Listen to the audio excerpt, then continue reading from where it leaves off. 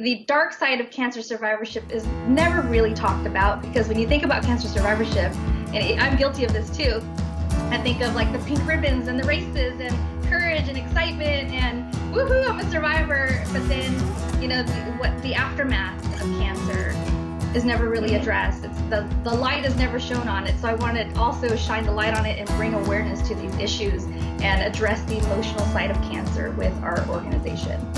Hi, this is Jessica Knopton. Welcome to Kinship Moments, a new show about wine, people who enjoy wine, and the people that are making the world a better place. And on our show today is Yoli from Cancer Kinship. So your organization is called Cancer Kinship, not to be confused with Kinship Winery. Tell us about the name, and we'll go from there. Sure. Okay, so when I actually went through a very extensive business planning process for our organization, and I finished this long, extensive plan and realized that I needed to hurry up and give our organization a name so that I can move forward with the development of a nonprofit. And so I did a ton of research. I actually brought my friends over and offered them wine and cheese. Inspired. And I love to feed people and I love to entertain. So I brought them all over to my home and I set up these like whiteboards on the walls and basically said, here, have some wine, have some drinks and enjoy, and then help me name this organization. So we ended up putting a ton of names on the wall, and it was a very fun process. But one thing that kept popping up was this idea around building community. I wanted a name that really resonated and made sense of this mission that I had and this vision that I had of building communities and this brotherhood, sisterhood of cancer patients, cancer survivors. Just a little bit of background. I'm a cancer survivor too. I was diagnosed at age 31 with stage 3 breast cancer and went through everything from chemo to radiation, a bilateral mastectomy, reconstruction. I'm also a BRCA gene carrier, so I carry the breast cancer gene, and I had a preventative hysterectomy. So lots and lots of surgeries, lots of recovery. It's been an interesting 12 years to say the least. And that was really the impetus for me to start the organization. And so that's how I came up with the name. And I found your organization around that, or your company around that time, because we were doing the research. Every time we came up with a cool name, of course, we had to go research to see who else had it. And a lot of the good names were taken, by the way. Yeah. And I found Kinship Winery. And I said, okay, one day I'm going to partner with them. So I'm just going to sign up for their email list and then we continue forward. So thank God, here we are a year and a half later, and our organization's name is Cancer Kinship. Yeah, we've done a number of pourings at various venues to support cancer research, people who are recovering from cancer. We've supported the Providence Healthcare system.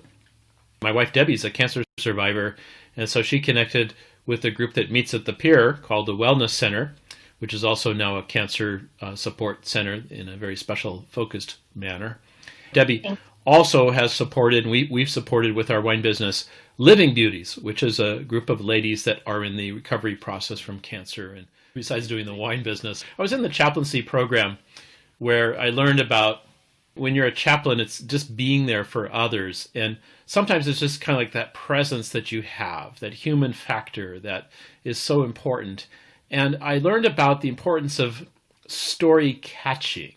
You know, we can tell our own stories, but when you're there for another person who's going through some really discouraging times, as you listen to their story, you hear things and it helps them to create some meaning in their lives. It's a tapestry of meaning that takes place when they share their story. So I'm a big believer in story catching. Breast cancer, of course, is a big one, but there are some other cancers as well. And sometimes those people, they don't get the highlighted focus as the breast cancer survivors do. Exactly. So that's another thing that I want to make sure that we incorporate into all of our programs, that our programs are not just for breast cancer patients, that it's for any cancer. Right now, the focus is for adults, but hopefully in the future, we can expand that for youth and adolescents. But yeah, so we do work with all cancers. We have a couple folks that are dealing with metastatic cancer as well, prostate, liver, kidney, you name it. I know that the stress of having cancer, and for a woman, especially because of their femininity, it just kind of strikes them in a very difficult way. And relationships can fall apart. In fact, the divorce rate goes up really high Yeah. among those dealing with cancer. Can you tell us a little bit about relationships, the divorces, that all the things that are happening there, that the good, bad, and the ugly about that? Sure. Well, when self-esteem and body image is impacted, then of course that affects how your interpersonal relationships with other people and how you address them and how you build rapport and how you open up, gain trust, all the important things of building a relationship. And so one of the sad things that I keep hearing over and over from with the patients that we do connect with is the fact that they're dealing with some relationship issues with their spouses, relationships with family members, their siblings, their parents. There's a struggle for sure. And oftentimes it has to do with lack of transparency. And I'll explain what I mean by that. So when I was going through cancer, I wanted to do my best to protect my family. And even though they were there to support me, I didn't want them to be scared and worried for me. So I hid a lot of the body issues, right? A lot of the aches and pains that I had, a lot of the worries that I had, and said everything was fine, and I stuffed my emotions down to protect my family. The bad thing about that is that they're not getting the full picture. And so there's this lack of communication and lack of trust. And so anyway, it's not a good place to be when, you can't be open and honest. And so we encourage that for families to connect with each other so that they can maintain their relationships that they have. But because we do offer that peer support, that one buddy, that person that gets them, that gives them a chance to decompress, to vent, to get a lot of the stuff off their chest, so that when they do go back home or when they do reconnect with their families, then they don't have that weight of the diagnosis, the treatment on them anymore, like it's been released. So we're a partner with them as they're trying to navigate life and still be able to maintain relationship with their loved ones. Yeah. So I think that's very important, the relationships, and of course with that comes your attitude. Attitude makes a huge difference. How have you found that cultivating a positive attitude has made a difference in the ladies or even perhaps the men that you've worked with? Well, I could speak to it from a personal standpoint. So obviously, when you get diagnosed, there's this fear, like instant fear, rug pulled out from under you. So if you look at my logo, there's this kind of movement, this circular movement. I always say cancer for me was a freaking storm. It was a tornado. I felt like I was just thrown into the storm, and I was just kind of in this the whirlwind of activity and just back and forth to doctors and tests, and I was very scared.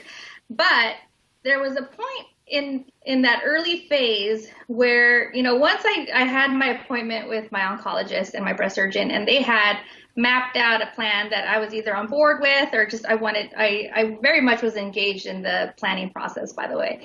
Once the plan was set, then I went into this mindset shift of, all right, well, that's my mission. My next mission is I have to complete chemo. 16 weeks of chemo, boom, I have my mission. Got to get that done. And that's what really got me up and going in the mornings to go to chemo when I knew that I'd have to come back and deal with the dreaded, aftermath of chemo. So, the attitude around that of, all right, let's get it done, really pushed me and motivated me to just go, because it does take a lot of courage. I hear a lot of people say, oh, you didn't have a choice because, you needed to fight for your life. It's like, no, actually, every single patient has a choice to get up and go to treatment, get up and just be, they could just curl up in bed and go into a depressed state. It takes a lot of courage to get up and go, but it does take a certain kind of attitude and mindset shift to get up and get going. For me, I did really rely a lot on my own faith. I'm a woman of faith, and so I prayed a lot and just really relied on this like letting go mentality too. It's like, okay, the plan is in place. I know what I need to do. I can't control the outcome. I can control the activity. I can control the fact that I can go to chemo or go to radiation, but I can't control everything else. So all the stuff I can't control, I'm just going to let it go and let God take care of it. And I'm just going to do what I need to do. And in that same mentality, then I also committed to myself to envision a life without cancer, like seeing myself beat it, right? And being excited about the fact that I was going to survive cancer. And that really did give me a level of optimism that a lot of people couldn't grasp. They couldn't understand why I was still happy and why I was still optimistic when I looked like hell. I had no hair. I looked like a sick person. All my nails were falling off, sores in my mouth, lots of pain, surgeries, scars, you name it. And here's another thing that really played into it. And again, this goes back to my faith. Like, if I survive this, awesome. If I don't, I know where I'm at with my faith. Awesome. So no matter what the outcome, awesome. So, Yeah. that kind of just helped me. It pushed me to just keep going. I knew that I I wanted to, every ounce of my being wanted to survive. Like, I wasn't going to succumb to cancer. In fact, I had already made a decision in my head that I was going to survive no matter what. But of course, I needed those milestones to celebrate, which, and you and I talked about this, Jess, where cancer survivors, or at least I celebrate the heck out of everything. So even now, 12 years later, I celebrate the completion of my very first chemo. Now, Yoli, we have a virtual wine tasting group that we've been doing. And what sort of things can happen during that experience that's a little bit different than other virtual wine tasting groups that are out there? Sure. Well, for starters, you get to hear Debbie and I and you just chat it out. But the whole idea is really to bring community together. Yeah. We're all at home, stuck at home right now during COVID. And, what better way than on a Friday night, just connect with one another over some good wine if you have it. The whole idea is to build community. And so the wine chats, or what do we call it? The chats and cheers events are interactive. They're designed to be interactive. So it's a Zoom call. We get to see everybody's faces. It's nice to see everybody in this like a relaxed place. That's like a non-work meeting to just say hello and check in. And we did originally have a conversation around having themes, but if not, then it's still just an opportunity to connect one another. And then also get some tips from you on how to choose some good wines. How did you even start your wine business? What kind of grapes do you use? Like how did you bottle? Like, I'm so curious. I don't know anything about wine and the winemaking process. I want to know. I know I like to drink it. That's pretty much it. Yeah. So, and my wife Debbie's a foodie, so we'll talk about that. And she's a breast cancer survivor herself, and so we'll talk about those type of issues.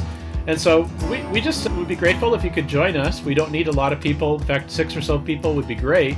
And you'll just have a nice time relaxing, enjoying the conversation, and getting a chance to meet others who are recovering or who are there dealing with cancer in their lives.